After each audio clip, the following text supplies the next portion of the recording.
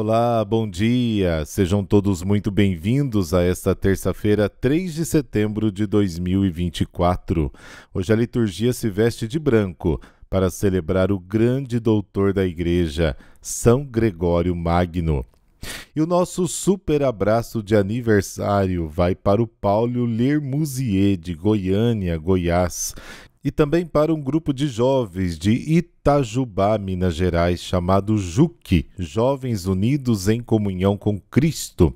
Deus abençoe vocês, viu? E se puder, me marque com uma foto lá no Instagram, padre.heriberto, para eu compartilhar também aí com os outros ouvintes. Este podcast é um oferecimento. Supermercado Cambará. A garantia do melhor preço e aquele atendimento que você merece e faz a diferença. Econorte, revendedora Ford Kia. Ideal para você. A sua concessionária em São José dos Campos e Caraguatatuba, São Paulo. Farmácias Vale Verde. Mais que farmácia, nosso atendimento inspira saúde, beleza e bem-estar. Os contatos dos nossos apoiadores estão na descrição deste podcast. No Evangelho de hoje, vamos ver dois fatos de perto: a admiração do povo pelo modo de ensinar de Jesus e a cura de um homem possuído por um demônio impuro.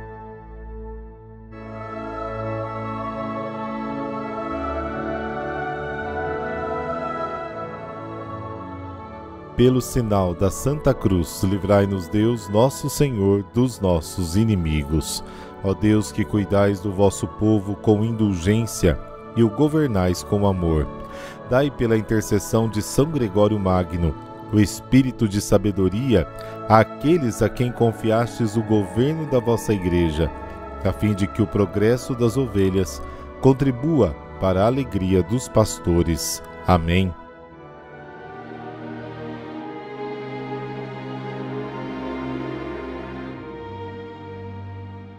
Lucas, capítulo 4, versículos de 31 a 37.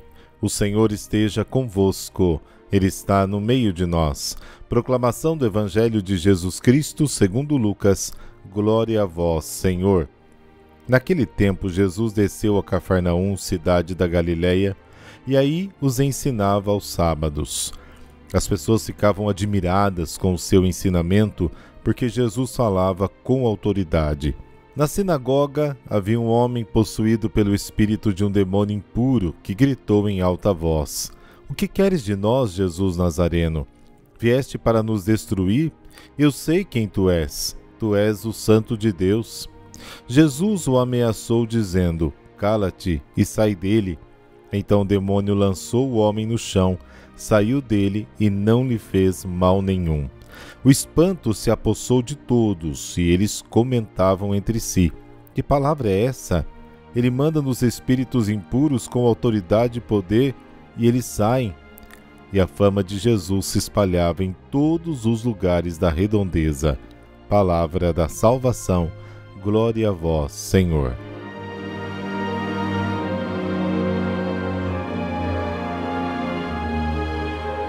Depois de nos oferecer um resumo da pregação de Jesus, Lucas agora nos oferece um exemplo da sua atividade de curador. Ele não apenas ensina com autoridade, mas ele manda nos espíritos malignos com autoridade e poder. O poder de Jesus é o poder do Espírito que está nele e o fortalece contra Satanás. Os demônios são os teólogos de Cristo, entre aspas. E aqui encontramos a confirmação disso. O espírito maligno diz a Jesus: Eu sei quem tu és o Santo de Deus. O Messias Jesus veio para derrotar os poderes do mal. E este primeiro milagre é a confirmação disso. O demônio acerta a resposta: Jesus é o Santo de Deus. O ensinamento de Jesus que suscitou a ira dos habitantes de Nazaré, agora, aqui em Cafarnaum, suscita uma explosão de entusiasmo. Jesus nos surpreende com o que diz, mas sobretudo com a forma como diz, porque tem a capacidade de tornar a sua palavra credível e aceitável para todos os seus ouvintes. Mateus escreve: ele os ensinava como quem tem autoridade e não como os escribas. O diabo reconhece que Jesus é o Santo de Deus, porque por onde passou, Jesus retirou e destruiu tudo que era impuro. O mal, o pecado, as enfermidades, a morte. O reconhecimento do diabo de que Jesus é o Santo de Deus é a declaração de uma consciência tranquila que sabe, mas que está desapegada do coração, que quer o contrário do plano de Deus. Este conhecer o bem e a verdade com a mente e querer o contrário, esta divisão entre a mente e o coração, entre a verdade e o bem, é a mesma ruptura que o diabo produziu no homem. Os homens devem ser libertados deste mal que os impede de querer o bem.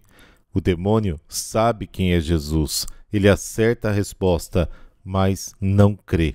Não adere de todo o coração. Jesus veio para libertar o homem de todas as formas de mal. E esta libertação é produzida pelo poder da sua palavra. Todos os dias também nós podemos experimentar este poder de salvação, se ouvirmos a palavra do Deus vivo com fé humilde e sincera.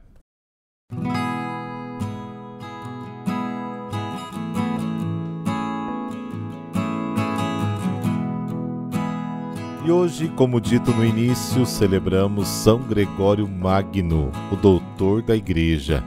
Ele nasceu em 540 em Roma. Sua família, de sobrenome Anícia, tradicional na alta corte romana, era rica, poderosa, influente. Seu pai, que havia sido senador e prefeito da cidade, participava ativamente do seu governo. Além disso, ele viveu e foi educado no ambiente cristão. As 3 mulheres mais responsáveis pela sua formação espiritual e cultural, a mãe Sílvia e as tias paternas Emiliana e Tarsila, são santas canonizadas. A mansão familiar se erguia num dos lados do Monte Célio, lugar privilegiado no centro de Roma antiga, de onde se avistavam, já naquela época, ruínas da antiga grandeza romana, causada por catástrofes naturais e pelas invasões bárbaras.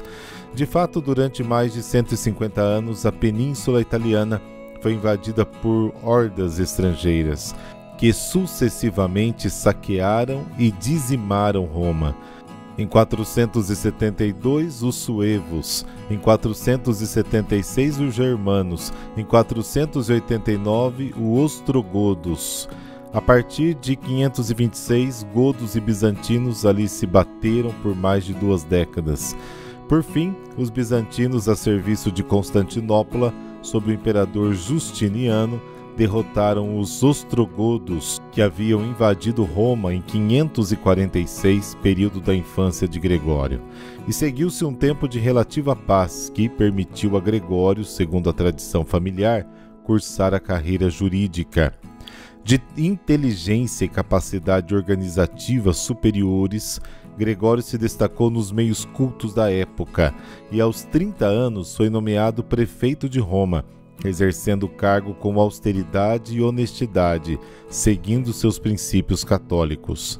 Mas já nesta época, nova invasão aconteceu na Itália. Em 568, os lombardos, que haviam adotado a heresia ariana, que considerava Jesus inferior ao Pai, e cujo método de ação era a violência extrema, com a eliminação metódica das elites latinas, conquistaram o norte do país. Inúmeros sobreviventes foram a Roma, entre eles monges beneditinos de Monte Cassino, o primeiro mosteiro fundado por São Bento. Gregório doou a eles um palácio da família no Monte Célio, onde fundaram o mosteiro de Santo André. A frequente convivência com eles levou Gregório a se tornar religioso. Durante a sua atividade civil, Gregório já sentiu o chamado da vocação monacal e, tendo concluído seu mandato em 575, ingressou no mosteiro de Santo André. Foi o melhor período da sua vida, como admitiu depois, quando pôde dedicar-se ao silêncio, à oração, à meditação da palavra de Deus e as leituras sagradas. Depois de 4 anos, foi ordenado pelo Papa Bento I diácono regional, ou seja, encarregado da administração de uma das regiões eclesiásticas que nessa época dividiam a cidade de Roma. E como suas qualidades não podiam ficar escondidas, não muito tempo depois o novo Papa, Pelágio II, o enviou como apocrisiário, núncio, uma espécie de núncio, à capital do Império do Oriente, Constantinopla. Passou ali 6 anos lidando com as dificuldades da corte e no firme combate às influências das heresias monofisita, Cristo só teria a natureza divina, mas não a natureza humana. Também a heresia nestoriana. Cristo não seria uma única pessoa com natureza divina e humana, mas 2 pessoas, o mesmo humano, o Logos divino. Bom, e conseguindo manter um estilo de vida monástico, além de escrever neste período a maior parte da sua obra literária, voltou a Roma por volta de 585, sendo eleito abade em Santo André, e neste cargo ficou conhecido pela sua caridade, sua dedicação, firmeza, austeridade. Em 589, chuvas de intensidade absurda provocaram uma calamidade em Roma, com destruição e fome, seguidas por uma epidemia devastadora da peste bubônica, da qual morreu o Papa Pelágio II. O clero, o senado e o povo unanimamente aclamaram Gregório como novo Papa. Ele, sentindo-se indigno do cargo, fugiu para as montanhas e florestas vizinhas, até ser achado. Então, humildemente reconhecendo a vontade de Deus, foi sagrado em 590. Não quis receber outro título, senão o de Servus Servorum Dei, servo dos servos de Deus. Gregório I assumiu o pontificado numa época de caos civil e abalos heréticos da Igreja. Fez com que o cristianismo fosse respeitado por sua piedade, prudência, magnanimidade, sendo assim muito amado pelo povo simples e acreditado pelos pagãos. Não menos importante foi a sua ação dentro da própria Igreja, levando uma vida monacal. Dispensou do palácio pontifício os servidores leigos, o que diminuiu os abusos cortesãos e levianos. Exigiu o trabalho, a disciplina, a moralidade, incluindo a observância do celibato pelo clero e o respeito às tradições da doutrina. Reformou a liturgia, introduziu a oração do Pai Nosso na Santa Missa e, criando o canto gregoriano, próprio para com a dignidade necessária, elevou a música como adequado auxílio às orações litúrgicas.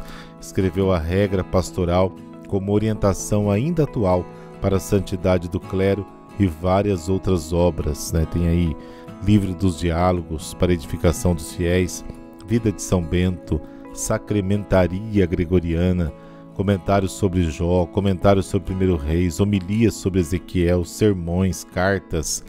A constituição física de Gregório sempre foi um tanto frágil e sofreu muito com várias doenças, o que não lhe impediu de permanecer firme nas suas atividades até o falecimento em 604. A data da sua festa é a de sua consagração episcopal. Ficou conhecido como Magno, ou seja, aquele que é superior a tudo que lhe é congênere, o que tem importância máxima. Foi declarado doutor da Igreja. Rezemos.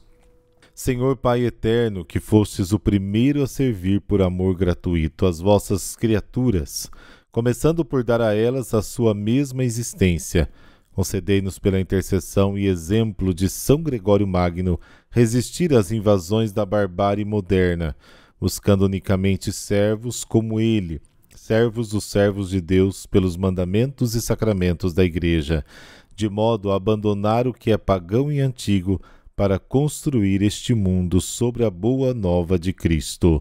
Amém.